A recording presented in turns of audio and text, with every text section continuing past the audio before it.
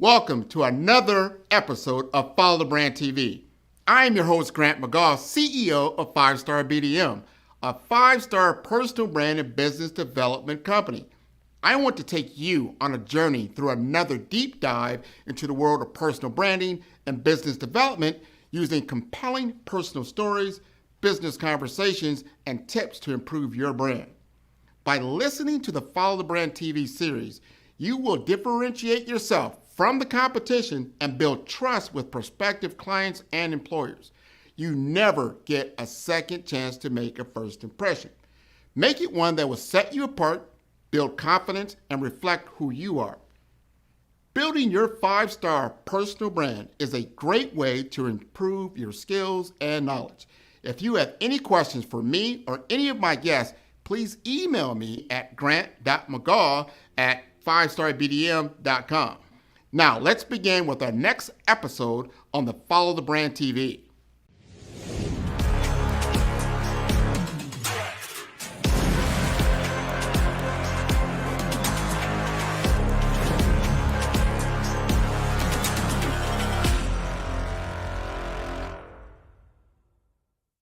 Five-Star BDM, Brand Development Masters, is a professional consulting and advisory group keenly focused on business development services for the small to mid-sized business and entrepreneurs.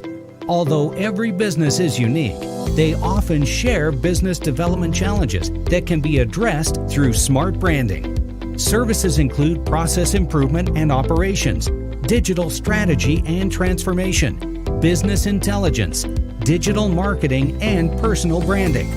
Our business and personal branding company has helped a number of professionals and organizations to optimize and grow. This results in more business, more opportunities, better reach, positive outcomes. Visit www.5starbdm.com today to learn more.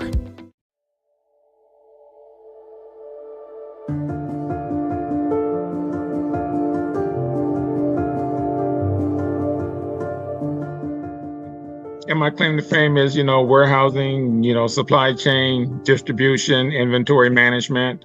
It's kind of my specialty in transforming processes or challenges into efficiencies or excellence.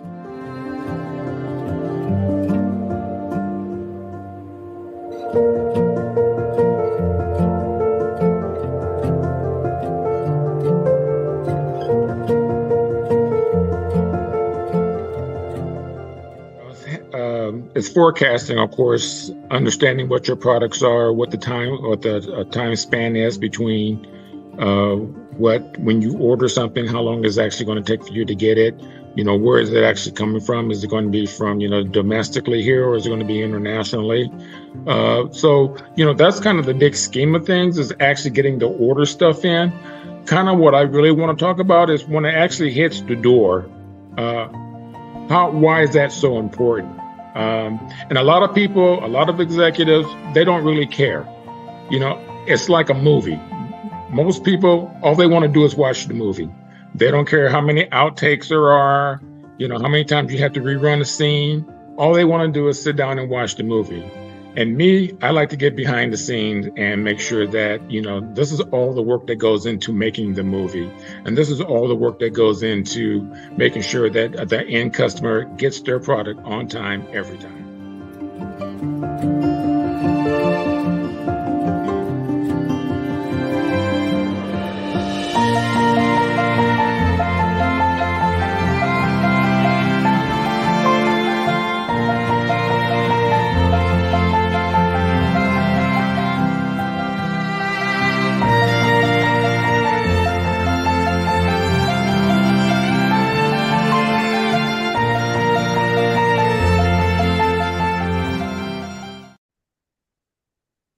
Hello, everybody, and welcome to the Follow Brand Podcast. A lot of people ask me where I am from. I am from Omaha, Nebraska. Like, Omaha, Nebraska, where? Isn't that? Yes, it is in the Midwest. No, I didn't grow up around a bunch of cornfields. I live in a very urban area. And one of those people that I grew up with that I remember from way back. And the only person who has called me Steve, yes, Steve was my name in high school. He reminded me of this, and I was like, who is Steve? Yes, I'm Grant McGaugh, but I was Steve McGaugh back in high school. And Tony Evans, who we're going to talk to you right now. Now, Tony Evans was like, everybody remembers a guy like this. He was the high school jock, right? He's the Mr. Football. He's gone around with the varsity jacket, and he just looked like he's got the world on his shoulders, and he can do, and that was my guy. Tony Evans, I looked up to my guy. I love me some Tony Evans. I've known him for a long time. We're talking 40 years in. He is now in Las Vegas, and he's gone through my personal brand strategy program. And he wanted to talk to me about what he does from a supply chain and logistics leadership position. And I felt this was a good discussion to have on the podcast because a lot of people came through COVID and they understood they couldn't get product. I was in that world. I was in IT, information technology. We couldn't get anything from a server to a chip to just about anything. It was just everything was shut down or very much delayed. And it brought a lot of focus to what really happens behind the scenes in the supply chain, logistics, and distribution world. So I want to introduce you to Tony Evans and allow him to kind of step us through some of these things. You want to welcome yourself, Tony? Hello, everyone. My name is Tony Evans, as Grant mentioned. I also am originally from Omaha, Nebraska, now living in Las Vegas, Nevada. I've been here for about 15, 16 years. And my claim to fame is, warehousing, supply chain, distribution, inventory management. It's kind of my specialty in transforming processes or challenges into efficiencies or excellence. So, it's an opportunity, great opportunity to talk with Steve or Grant. I still use that because, again, we go way back, and that's kind of how I know him as. So I can get away with that because I knew him back when. So that is so true. And I respect that because it brought back so many different memories of that time frame of growing up. And I really enjoyed my childhood. I thought it was very, very, very good. And it was good for us to reconnect. And you really educated me by behind the scenes, like talking to my kids about this. We think things just show up. You go to Amazon, you click on a button. You know what? I like this particular product, and I want it at on my door in 2 hours, maybe, or a day or 2 days. We're just so used to this instantaneous way of getting things, not knowing behind the scenes there's a very intricate process of logistics and procurement, and so they call it supply chain and distribution. Help us understand how things really arrive at our doorstep. Well, again, it's forecasting, of course, understanding what your products are, what the time span is between when you order something, how long is it actually going to take for you to get it? Where is it actually coming from? Is it going to be from, domestically here, or is it going to be internationally? So, that's kind of the big scheme of things, is actually getting the order stuff in. Kind of what I really want to talk about is when it actually hits the door, why is that so important? And a lot of people, a lot of executives, they don't really care. It's like a movie. Most people, all they want to do is watch the movie. They don't care how many outtakes there are, how many times you have to rerun a scene. All they want to do is sit down and watch the movie. And me, I like to get behind the scenes and make sure that, this is all the work that goes into making the movie. And this is all the work that goes into making sure that the end customer gets their product on time, every time. And a lot of that, again, once it hits the door, is being able to receive it in on a timely manner. Once you receive it into a specific location, it's making sure that it's in that location. There's so many times when an individual will go to a location, the product is supposed to be there and it's not there. So inventory accuracy is extremely important. How you slot your inventory is extremely important. How you pack your inventory is extremely important. And a lot of people today don't want to get into the roots of how that is done. And there are a lot of ways of doing that. I believe that one of the most efficient ways of doing that, again, is having expectations, having the product where it's supposed to be, having the people, understanding that, these are the things that we need, that we can control, and have them control those things also and stuff. A lot of that's incumbent upon your ERP system. Some people are still, believe it or not, in 2024 paper-based, which kind of blows my mind.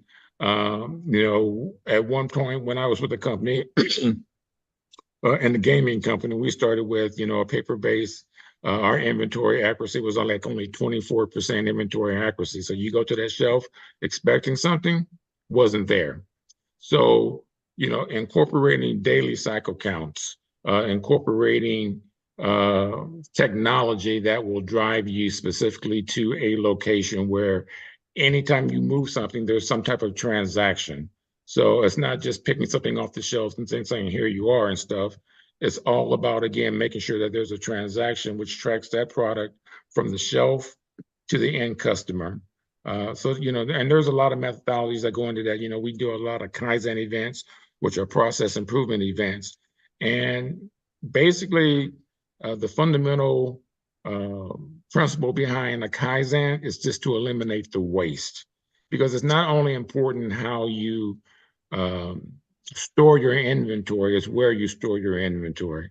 As an example, so just imagine this, and one of the Kaizen events we did. So just imagine a supermarket, okay? And you're just looking at two aisles. One aisle is aisle one aisle is aisle two, and you know what the distance is. So your most popular items, so your workers, they're walking up and down the aisle constantly, and they're picking products, okay? And in one of our Kaizen events, it was like, we actually tracked one guy picking something. He actually walked almost a mile and a half just picking about 10 different items. A mile and a half picking 10 different items up and down the aisle, going back and forth, back and forth. So, on a very high level, if you slot that inventory where all your high volume items are at the front, instead of way in the back of the aisle, then just imagine you don't have to walk back to that aisle 10 different times. Everything's up front. You pick it, you pack it, and then you ship it. So, and that's eliminating waste. That's called eliminating travel time, reducing the travel time that a person spends, having to go back and forth and everything. So that's just one really high level example of how you reduce waste, how you slot your inventory, and making sure that, again, you're making it most efficient for the guys who are actually picking the product and then shipping the product in the same area as well.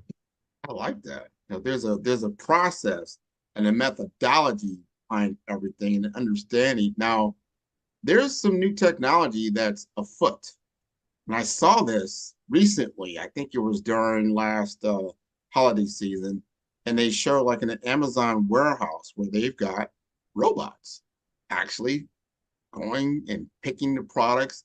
And not only that, they were showing ways where you would think certain items would be placed, and then these items are in different locations in the warehouse. And because that, maybe to your point, that Kaizen, that how they would pick certain things and make sure certain things are available. So if you're on a Walmart floor or a Kmart floor or something like that, it's easier to make things happen. But I want to really focus on, do you think yourself robotics would be a benefit for certain warehouses or a detriment over time? Well, again, I think it's a benefit depending on your type of warehouse. There's different types of warehousing. Some people are very manual in their process, and they haven't adapted to a lot of the new robotics, the AI information. A lot of their ERP systems are homegrown, so they don't have all the functionalities that one would like. The one ERP system that I'm very much accustomed to is Manhattan's warehouse management system, where it's more or less like the Cadillac of all, ERP systems. So that's the one that I'm most familiar with, but you have Oracle, you have ShipHawk, there's a lot of different things that are out there that are very good. So it really kind of adapts to what your business is and what your volume is, because volume plays a significant important on the type of ERP system you have. If you're really high volume and you're putting out thousands and thousands of orders a day that you have to pick, then robotics is very important and stuff. But if your volume is probably less than 1,000, you probably don't need to go that high end in terms of what your methodology is or what your picking process is. You don't probably need robotics. Amazon, they send out thousands and thousands of orders a day, so they have to be really, really efficient. They got conveyor systems, they got checkpoints, they have all kinds of things that are there. Some of the smaller processes or some of the smaller companies, they're not at that level, and these things are very costly also. So you're gonna have to gauge where you are within your process, what your volume is, what your forecast is, and then you have to kind of scale your process to what that is.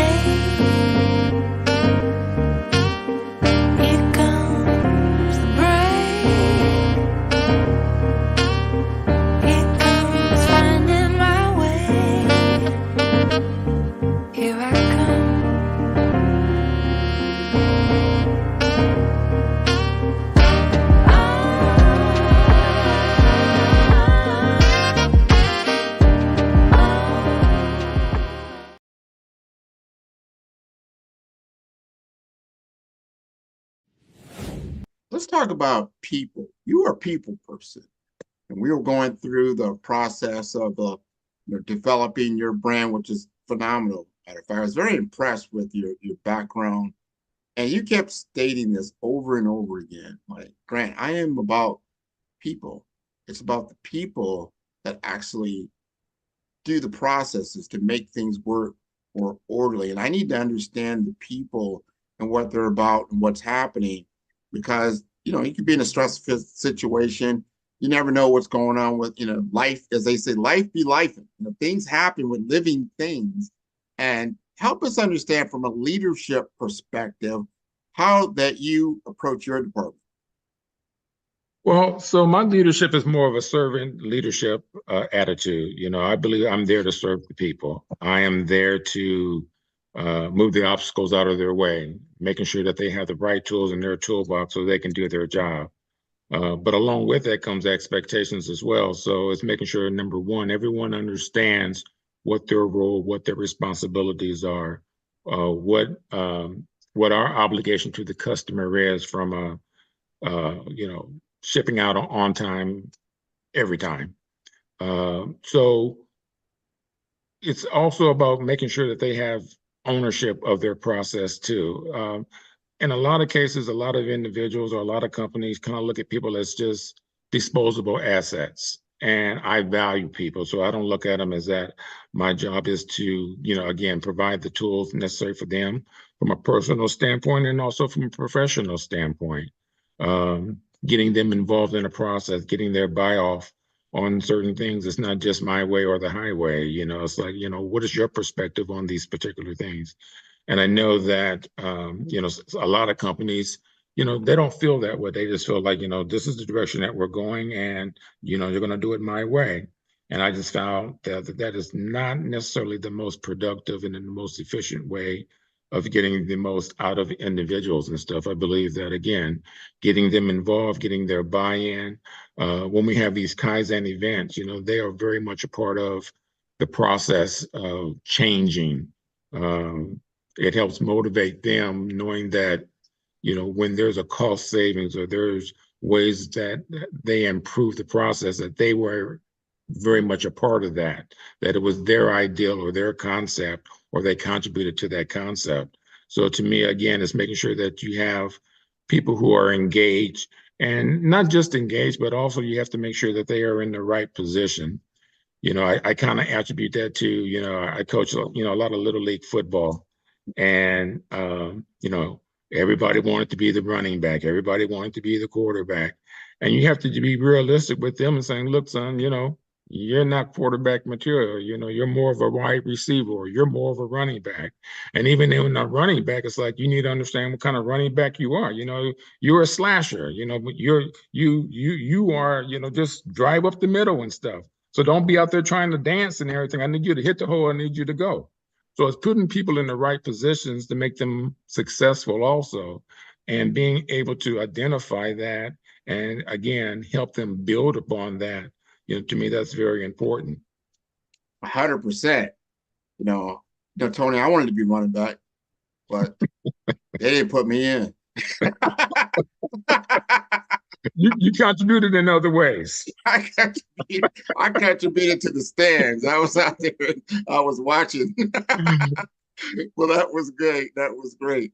I want to talk about when you're in a room and you're talking to the other department heads, and I know this happened during COVID, where the supply chain was a problem. The supply chain was fundamentally broken around the world. People just could not get product at all. Forget about on time. It just wasn't available during the COVID timeframe. But I think it spotlighted a lot of people, and especially in your position, you had to have those hard discussions, either internally or even externally, with clients, letting them know it's when it's going to arrive, and here's the reason why. How do you have those discussions, those hard to fathom discussions, when people are very atypical and I want it now, I'm used to having it now, then it's not going to be now. Well, those were some very difficult times. But during those times, you still had your SLAs. And to be honest with you, the people really didn't care about what your reasons were. They didn't really care about the fact that, stuff was stuck on boats out at sea or in the ports. They didn't really care about that. They wanted their stuff.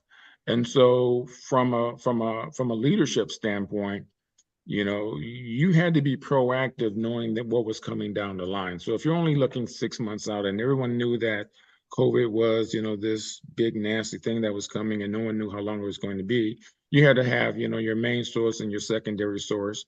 And what complicated that is everybody had to have that.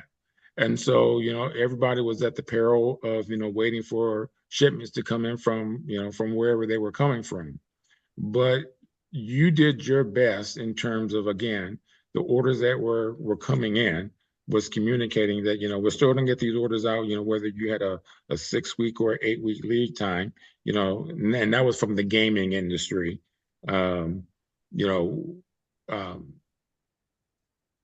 It took us about 6 weeks to actually, when the order came in, for us to push an order out. From the supplement industry, it was, same day. So you had to make sure that you had the products on hand and stuff. And then, our procurement team did an excellent job of just, in advance procuring more than enough that what we actually needed. So we didn't really run into that particular type of issue, because we had the foresight to know that, again, the stuff that a lot of our stuff was coming, from overseas. So we, again, prepared for that. We overstocked a lot of it, which caused other problems in terms of how we're going to store it and where we're going to store it. But it was a good problem to have in that particular circumstance. Other companies, again, it's just, one of the main things that most companies kind of fail or have issues with is forecasting. They don't forecast very well. And I would say that's probably one of the main weak points in the supply chain, is people don't necessarily forecast very well, or they don't anticipate, if there's going to be some kind of different sale that's coming on, or, some new product introduction, or again, things like COVID can happen and stuff. So it's being able to look out, far enough that you have the opportunity to recover. You have secondary and sometimes tertiary sources available to you. So you're always prepared. And to me, that's the key, is being always prepared, always looking, not looking behind you, but looking in front of you and looking beyond that as well and stuff. Other things that can come and, bite you. Man, I think this is so important. And I understand, like, we're going back to that technology discussion. There's things that are happening now. And I don't know if you've been exposed to it or not, but if you can speak to it, just where you're at, your experience. When you have things that are coming down like IoT, Internet of Things, that you can track things more efficiently now with these QR codes, RFID trackers. There are new blockchain technologies to make sure that things can be traced, so you kind of know where they're at specifically in transit. There's geospatial GPS type systems, because you're dealing seriously with trains, planes, automobiles, because everybody, where's my stuff? So you got to kind of know where it is, especially if it's coming from a foreign country, and where is it located. Sometimes a lot of people now, they do have these systems. You kind of see where your things are in transit. How is that changing the industry, and how are you taking advantage of that? Well, no, that's a very good question. So, it's having good partners, supply chain partners, trucking company partners, things of that nature and stuff. Because again, the information is out there, and it's all what you put into it, and all what you expect, and all what you demand. Because right now, some of the trucking companies that we work with, we have weekly and monthly meetings. We have shipments that we're expecting, and if there's something wrong with those shipments, we get automatic emails saying, hey, there's a storm, it's going to be delayed, for X amount of days and stuff. So I get automatic updates all the time. So nothing is ever a surprise to me or anyone else that, hey, what happened to this? We were expected in on this particular day. And if something is late, then we can make the adjustments and communicate up front that, hey, this may cause some issues, but, we have some other stuff in reserve. Kind of, pushes you up to the edge and stuff. But again, it's information that's available. I think everybody should be using that type of information.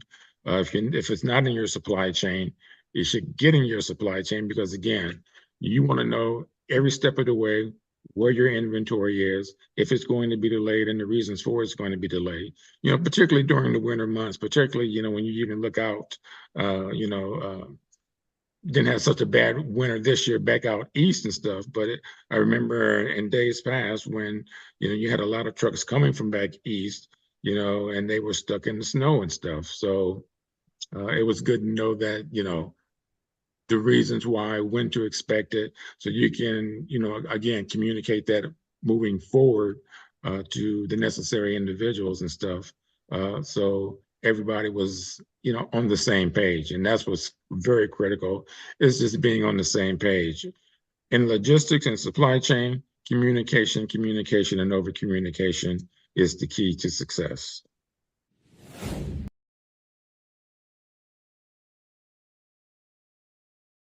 Hello, leaders and visionaries. Are we ready to exceed our ambitious goals for 2024? At 5-Star BDM, we're your strategic partners, not just futurists. To the trailblazers in business development, healthcare, and IT, you need a path to realize your vision for growth. Our tailored consulting services are your stepping stones to success. We empower you to build brands, deliver results, and captivate audiences. In healthcare and IT, innovation is progress. At 5-Star BDM, we ensure your operations beat with precision, efficiency, and care. Join those who shape the future. Connect with us today. Let's set the stage for a defining quarter. With 5-Star BDM, it's not just business development, it's a beacon of excellence.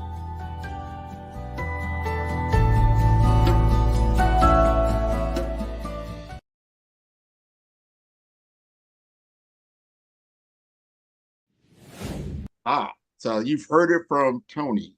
Now we're going to see. Now that's kind of like, you're playing a game. we both love football, right? You have a game plan. This is the plan. Everybody knows the plan. Every play you draw up goes for a touchdown. When you look at the playbook, it's touchdown. Because they're not saying, like, you know what, there's this other thing on the field, the other team. There's always some resistance. There's always something that's going to upset the playbook of what's going to happen. I want you to help us. Tell us a story in which you had, there were unseen challenges that came on the scene, that you had to do something that was above and beyond, and you were able to have a successful outcome. So, for example, when I started working for this company called Designs for Health, and there was a supplement company, one of the things that we had issues with was we had an enormous amount of overtime.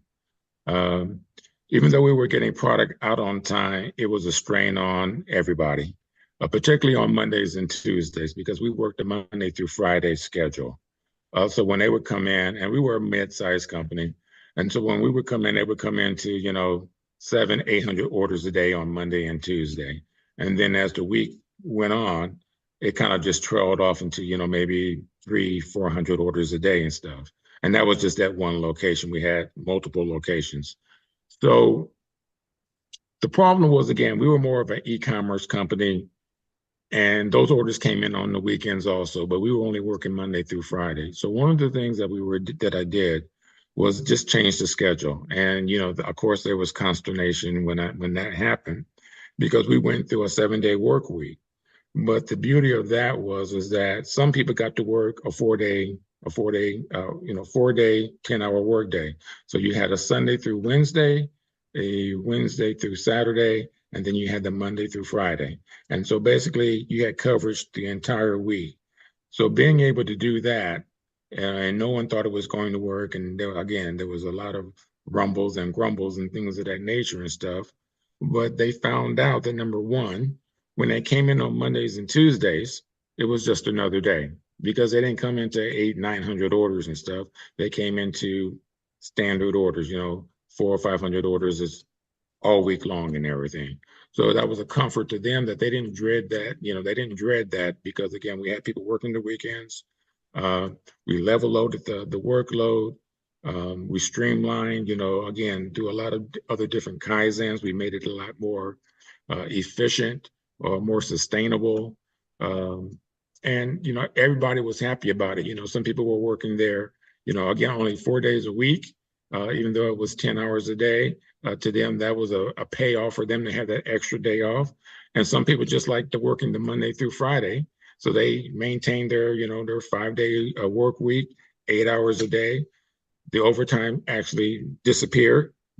And, we were a lot more profitable. The people were a lot more happy, just from, again, just making a change that sometimes people are against change, but change is for the good. And I would always encourage everybody to embrace change. Don't be scared of change, because, again, that is one of the things that, can drive success. And, in doing so, bring the people along, let them communicate to them what's happening and why it's happening and how it's going to benefit them in the long run. Man, that's a great story. That shows, and you had to talk to your senior management, because there's a lot of, at stake there. When you're moving things around, it's human resource. You had to get in there, talk through all of that. Now, were you doing financial projections? I mean, how did you sell that to the company to get them to buy in? Well, they've been looking for something, because, again, they knew that they were struggling also. So, and they didn't know how or why it couldn't happen. They didn't know how to do it, or no one came up with a solution of how to do that. So again, when I came in, it was just basically, again, I think one of the things that one of my superpowers is just being able to look at a process, identify what the problem is, and then fix the problem. So it wasn't so much that it had to be sold to anybody. It was just like, hey, we're glad that somebody has at least an ideal that we can at least try and attempt and everything. And along with that, again, the projections of, reduced overtime, the cost savings of that. And actually, we were able to do more with less as well. Man. And yeah, and then we, allocate those other resources to other aspects of the business where we didn't necessarily have to hire anybody. We just filled them with, again, reallocating resources. So it was a win-win across the company, big time. Well, that's a big feather in your cap, but you saw the company dilemma and you came in and did what you needed to do. You saw the problem, you saw how you could solve it, and you roll the dice, said, look, we can do this staggered schedule, we get people on board. But you had to have buy-in, and you can't just do it all by yourself. Everybody's got to buy in on this and then execute on the idea. And at the end of the day, you see better employees, better drop to the bottom line, and it seemed like a happier workplace to be in. So I think that's great. Absolutely. When a day becomes just another day, that's a beautiful day. Simple as that. There you go. You said it. In the supply chain world, you don't like to have those upsets and things go differently. But I understand things happen. You lose power at locations. Now, you said something. I want our audience to understand that you're managing not just one location. A lot of times you've got locations in other parts of the country, possibly in another country of itself. How do you, as the department head, understand, because you have different situations in different locations and you have to solve them in different ways? How does that work? Well, so yeah, so I've been responsible for multiple warehouses in multiple locations domestically and internationally. And again, it's the communication. It's making sure that everybody understands what the message is, what the singular message is, what the expectation is, and then making sure that, again, everybody's on board with that. And then you're holding people accountable for that. And I think that accountability is the core to success as well. You have to set the standard. You have to, try to, exceed the standard also. But again, it's making sure that everybody understands what that is, and then you have your daily, weekly, monthly meetings with everybody. You establish what your metrics are, which is extremely important because that's going to tell you, how healthy your business is. If you don't have metrics, you need to develop metrics, your on-time metrics, your inventory accuracy metrics. There's all kinds of metrics that are out there and stuff that a company should govern itself by. So exactly, and you share that not just with yourself, but you share that with them also. You put boards out, portable boards out there, so it's readily available, so everybody can see how well that they're doing. In the past, a lot of companies wanted to keep a lot of that information to themselves, but to me, it's important for the people to understand exactly, how they're doing, how they're being measured, and, being able to see on a daily basis, on an hourly basis, if I'm gonna have to do overtime, are we hitting our goals? Are we not hitting our goals? And they take ownership of that and they take pride in it to make sure, again, that they're hitting those daily metrics also. Let me ask you, this is because some of my supply chain people, they're going to want me to ask you this because other departments affect supply chain, meaning like procurement. And what I mean by that is that, let's say you had a certain product that you had been sourcing for a long time and it's been working great. You knew the scheduling and you had a relationship with the vendor of choice. And then all of a sudden you find out that someone else is now choosing a different vendor. We're going to go a different way. You may or may not know about that particular choice. So it's a whole new package and you got to start all over. And all of a sudden now you realize they dropped the ball. I mean, they're not very good in their communication. They're not very good on their shipments. They're just very unreliable. How do you now have those hard discussions to let people know what the situation is? Well, they can be hard, but they don't have to be hard. So again, when you're establishing, vendor relations, there should be a scorecard. And as long as you're, holding them accountable to the scorecard, there's not much to say if they're not, measuring up. You just say, this is a scorecard. They're not giving me my stuff on time. They've fallen below this threshold. We need to do something about this. So the results speak for themselves. So it's not something that you have to get and you have to, start banging heads with anybody. It's a matter of, again, this is the company, this is the company objective. These are the goals that we set for our vendors. These are our expectations. Are they meeting them or are they not meeting them?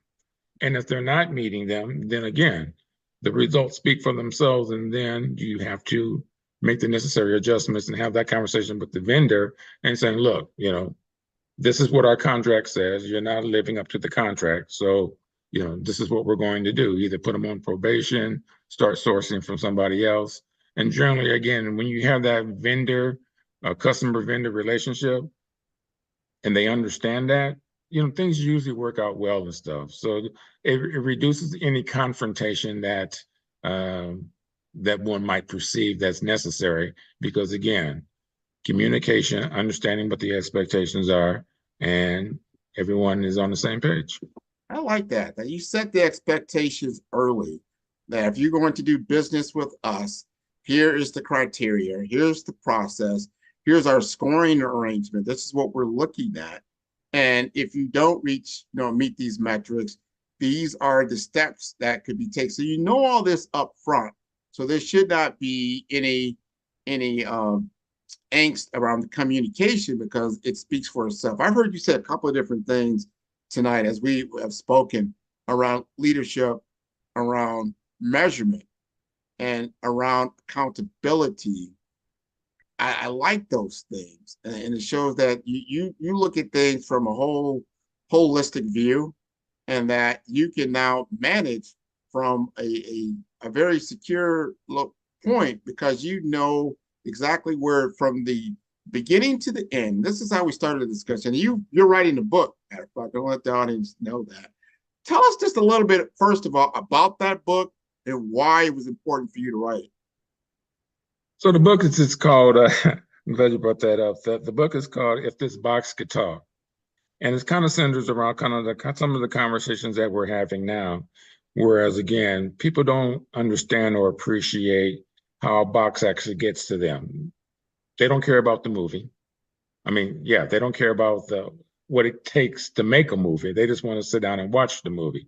So it's the same thing if this box could talk, what are the intricacies of how do we get this box to the customer on time every time?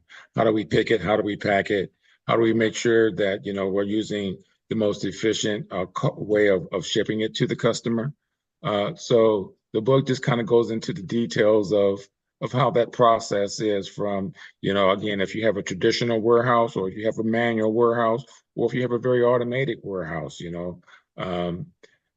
using dashboards, using, going paperless, using handhelds that will basically, all you need to do is to scan, and it's going to take you to each location in an orderly fashion and stuff, making sure that your inventory is slotted in a manner that, I'm not having to go up and down the aisle 5 or 6 times because, my top 100 or 200 items are, right here in front of me. And all I have to do is just pick it, turn around, and, give it to the guy to ship it out the door. So, those are the things that are very important and stuff. And that's kind of what the book is about, is, again, how do we be as efficient as possible? And how do we make sure that it's sustainable? And then again, it's not just living and resting on today's laurels, but how do we get better tomorrow and stuff also.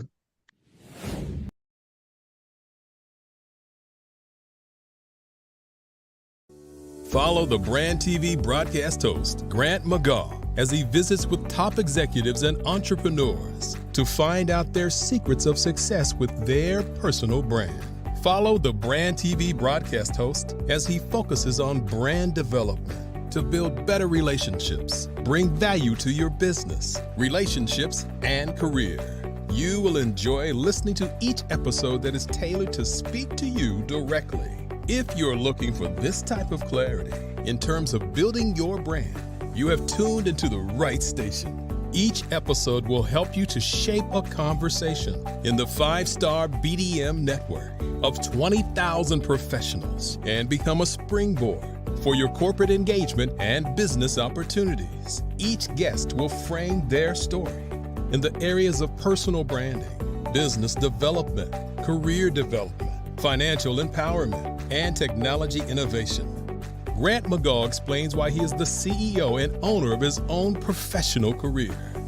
Grant is an accomplished business leader and entrepreneur who wants to give back to individuals to grow their personal brand strategy. Tune in as he weaves his story about new possibilities, while to you, exceed expectations. If you love storytelling, this show will make for fun.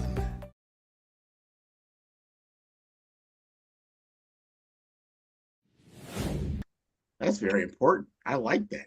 We're going to definitely have you. I think you'll probably be out next year. We'll get the audience to take a look at that. I'm sure it'll be available on Barnes & Noble and things of that nature. Definitely look up Tony C. Evans. So the Tony Evans way, the Tony C. Evans way. There you go. I like that. Transforming challenges into excellence. That's it. Now we're going to go back to, you went through this process. I want you to tell the audience what you feel you gained out of working with me over these last 4 weeks for personal brand development, and kind of what you were thinking before you started the program and how the outcome came on the other side. Yeah. So, again, we go way back, and, I was, seeing you on LinkedIn, and I said, I'm just going to reach out to Grant and, to see what he's all about and everything. And, I was kind of unsure because, you got a lot of people that are out there, kind of selling their services and things of that nature and stuff. So, some are just in it for the dollars.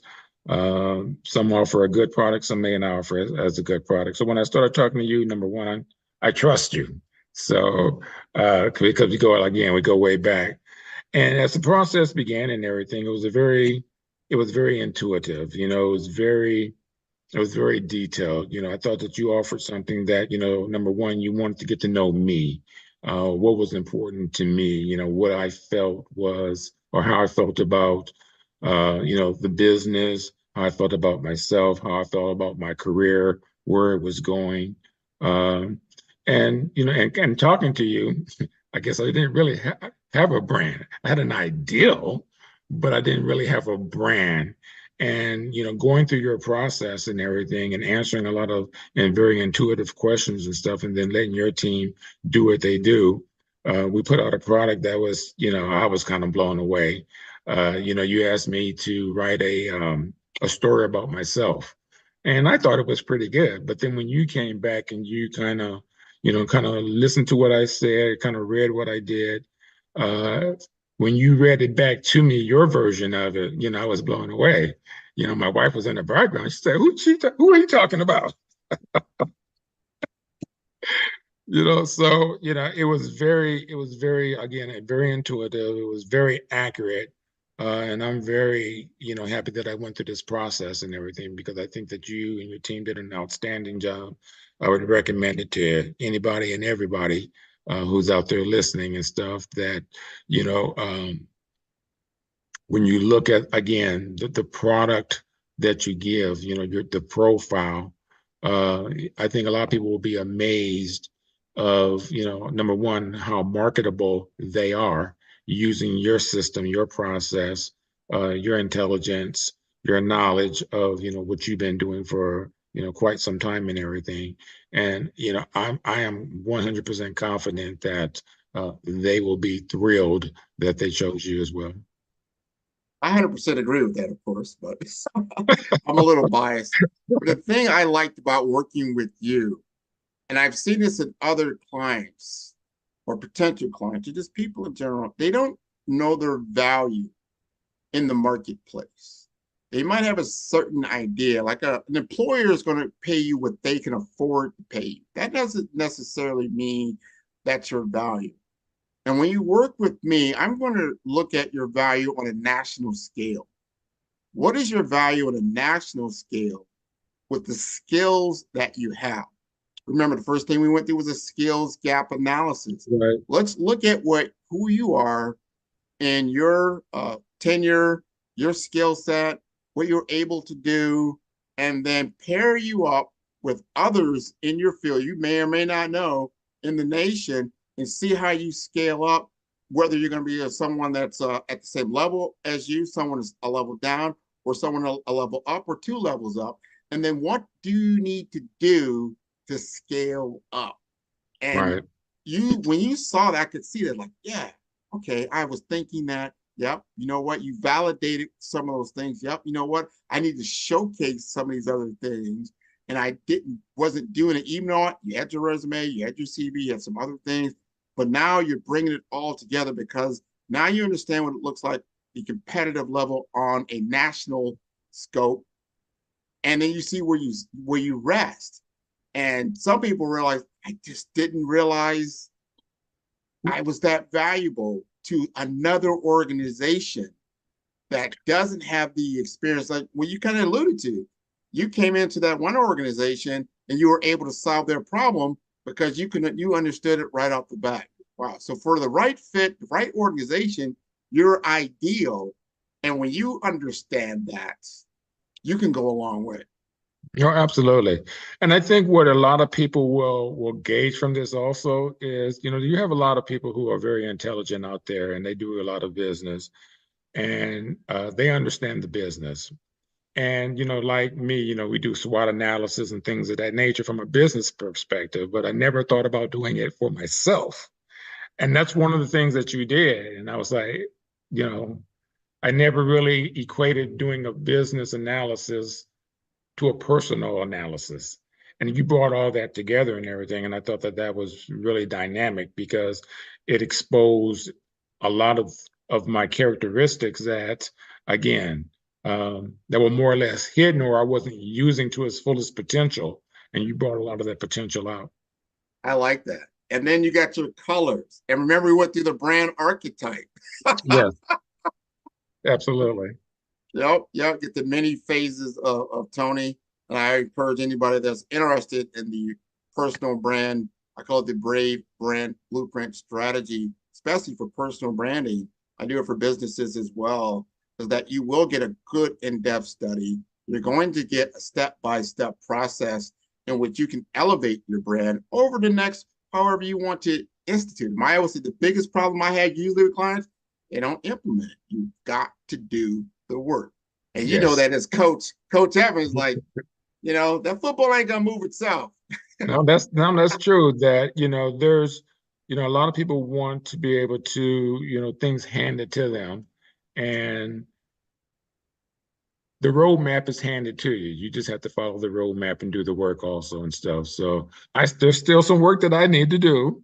So, but I'm definitely further along than I would have been without you. So I definitely appreciate your efforts, you and your team. I think you've done an outstanding job. It's a fantastic product. And again, I would recommend you to everybody that sees this and listens and stuff. Well, I thank you, Tony. And the audience, how do they get in touch with you, especially the people out there that have supply chain issues? Like, I need Tony Evans on my team. How do they get in touch with you? So again, you can follow me on my LinkedIn. Just look up Tony C. Evans and stuff on LinkedIn and stuff. Or, my email address, tcevans@912@yahoo.com. So those are the best ways to reach out to me. Excellent. And your audience can reach out to me at 5-Star BDM. That is the number 5. That's star, STAR, B for brand, D for development, masters.com. This has been wonderful, Tony. Can't wait to see you again, hopefully in Omaha, Nebraska. Absolutely. Omaha Day. Omaha Day, that's right.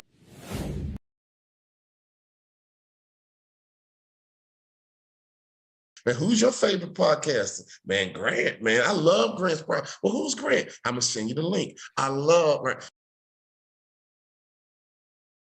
Hi, everybody. I just wanted to say that speaking with Grant is always a wonderful experience. He makes conversation feel light and comfortable, like speaking to a friend in a bar, more or less. He managed to create intimacy in matter of minutes, which is something that I believe technology is not yet able to generate and create and to reach such a level. And I certainly hope that it will never be able to reach that level. But this is always wonderful to speak with Grant, and I truly recommend it. Thank you, Grant. Grant, I'll tell you why I'm here, right? I'm here because I love your brand. Thank you. When we started chatting on LinkedIn, we connected. I checked you out and I go, man, this guy knows what he's talking about. And that's why it's been an honor to be part of this podcast because number one, I love to connect with you because I think you're a star. And number two, it's, for me, I want to give back, right? So this is moments like this where I meet with a fellow professional and we sit down and we talk and we provide value to the world. 5-Star BDM, Brand Development Masters, is a professional consulting and advisory group keenly focused on business development services for the small to mid-sized business and entrepreneurs. Although every business is unique, they often share business development challenges that can be addressed through smart branding. Services include process improvement and operations, digital strategy and transformation, business intelligence, digital marketing, and personal branding. Our business and personal branding company has helped a number of professionals and organizations to optimize and grow. This results in more business, more opportunities, better reach, positive outcomes. Visit www.5starbdm.com today to learn more.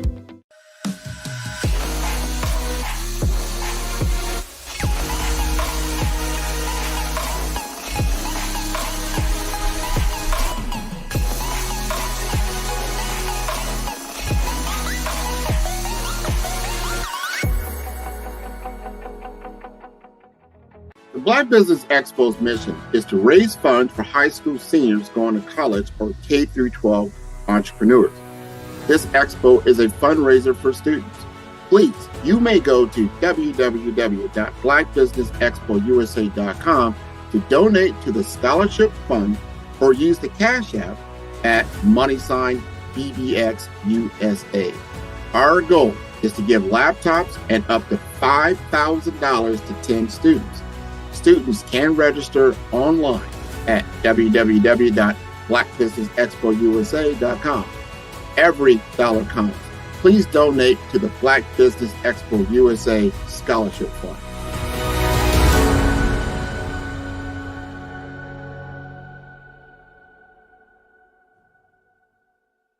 Tune in for our next show or click on our website at www.5starbdm/followthebrandtv. Thank you.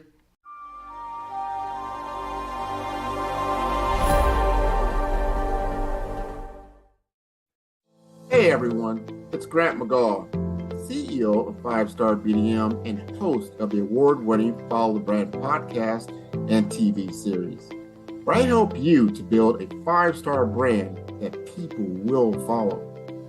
My genius is personal brand development through intelligent communication and helping you achieve your business and career goals.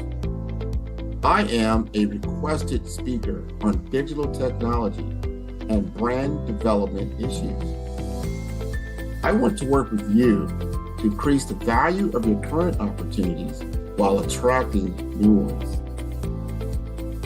Every one of you is unique, and we all share challenges that can be addressed through smart branding. As a super connector, I work with you as an executive coach to guide you along the complicated business and career development road, providing the enhancement tools and information you need to succeed. Together, I will help you succeed in today's challenging business climate. I will evaluate and measure your progress. Best of all, I am right alongside you every step of the way. Build the brand called you. Genius.